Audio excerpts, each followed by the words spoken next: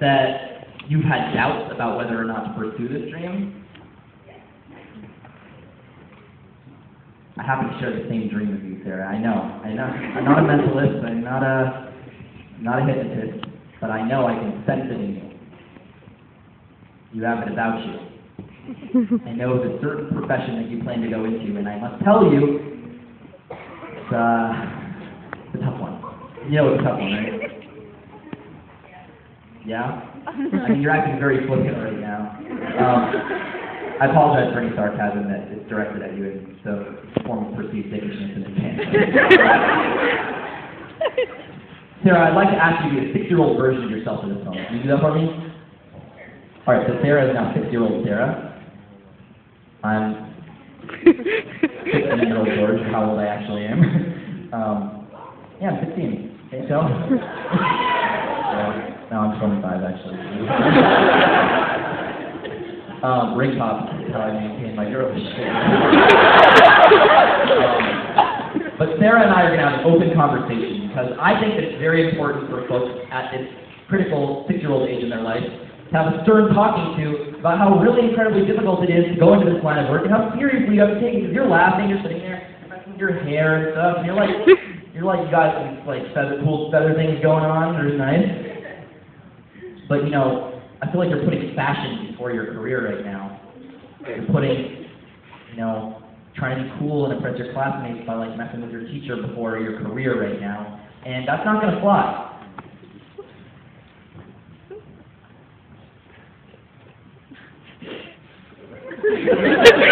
I need to know you're serious about this, Sarah. Are you serious about this? I'm serious about my shit, yeah. Yeah? If you were leading me on, I would probably just go and curl up and cry in the corner. No? Good.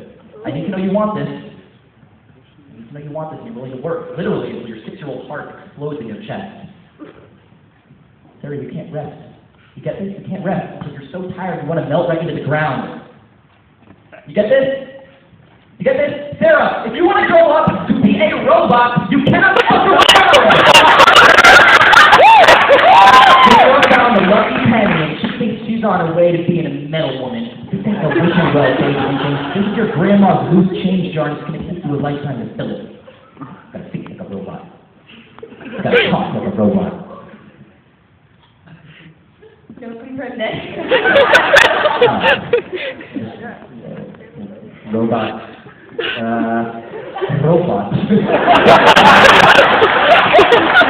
gotta work. You gotta talk. You gotta squawk like a robot. Okay? There's no Jolly Bolly Robo Magic Go-Go Gadget Habit. It's practice. It's lost weekends. It's lost lovers. Even those lost cute feather things.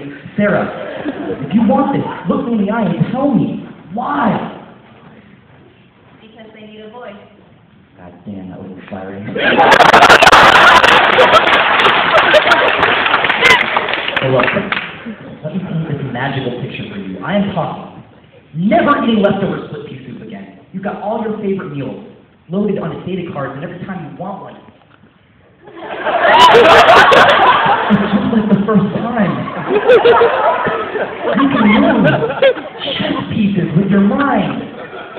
Microwave burritos with your behind. You can play movies on your eyelids while you're falling asleep, but you don't even have to because robots don't have bedtime. You are a bulletproof cement mixer. You can unscrew your arm at parties and use it to tap jerks on the shoulder. You can soup yourself up with hydraulics and then bounce with a robo-cholo friends in the parking lot. And if someone makes fun of you, it's cool because a robot doesn't cry, even though you can still feel deeply. You could do anything you want to do. Sarah, if you don't stub your toe on crap stub the toe on you. Have I made my point? When you want something so bad you can crush it in your claw, you've got to make a decision. You're going to grow up to be CEO, or you're going to grow up to be 3PO. I know you. You're the kid who picks the silver and gold-colored pencils first before you reach for anything else and rub them down the nub. I don't give a crap if you're still in first grade, Sarah. That is what separates you from the future firemen and astronauts of America. And today is career day, Scout! You're going to go around the circle in your first grade class, and you will get asked last in the last. But remember, Girl or boy, you got two big brass lug nuts and a mug that's anything but cute, and if 3 times they tell you, that was not an offense to you, just a mug that's anything but cute, and if 3 times they tell you no, 3 times you tell them, does not compute. And someday you'll be dating technology. This is where it gets really sad. First, they use your butt as a fancy anti-ash show. And then when you get robot tiny cancer, they'll strip you for your parts limb from limb. But you have no mother to cry to because robots don't have mothers and your programmer died decades ago. No. It's the worst. But if you want this, the good times will be good, and the good times will sustain you. Why should you listen to me anyway? I'm no tin man. I'm not even a bucket of rusty bolts. I'm just a tubby, hairy, actually have a flesh neck.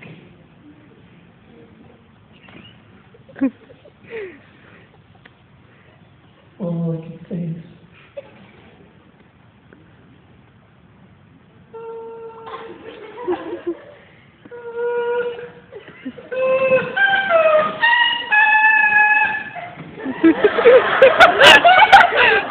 there's a reason I wasn't calling the kettle black.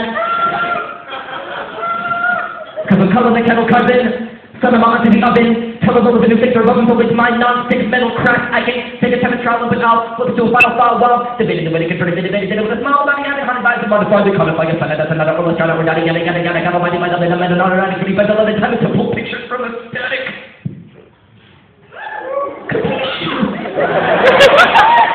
Let me tell you something about dreams. Sarah, this is not a choice, but if you were born with a control panel hardwired in your cranium, sally forth, for every starry-eyed nobody who followed the bright lights to Broadway, for every wolf that ever howled at the moon, you'd be the droid that filled the void.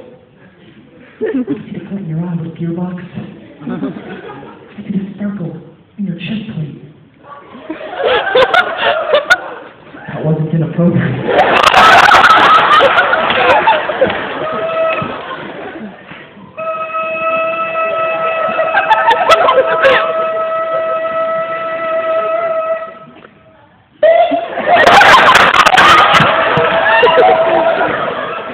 People are going to call you crazy. A dreamer. Family steamer. Let's say little girls growing up to be robots isn't proper. Well, you bite your tongue real hard, and you remember why blood tastes a little bit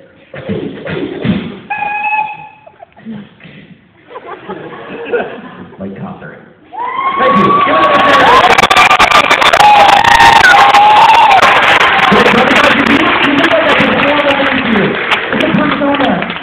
I'm not that much of a dick.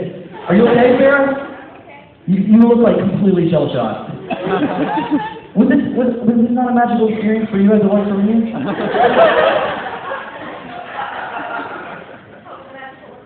I had a blast.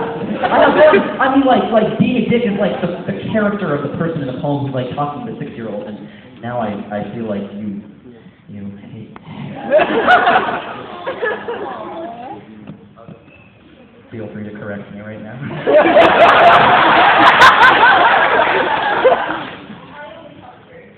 Well, what's up? I mean, the poem's over. Can everybody give a round of applause for Sarah one more time? Can I bribe you to write me again with a ring pop?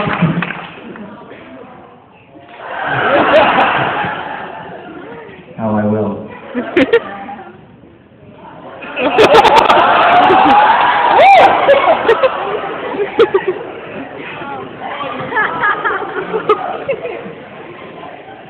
You're not already ring pop married, are you?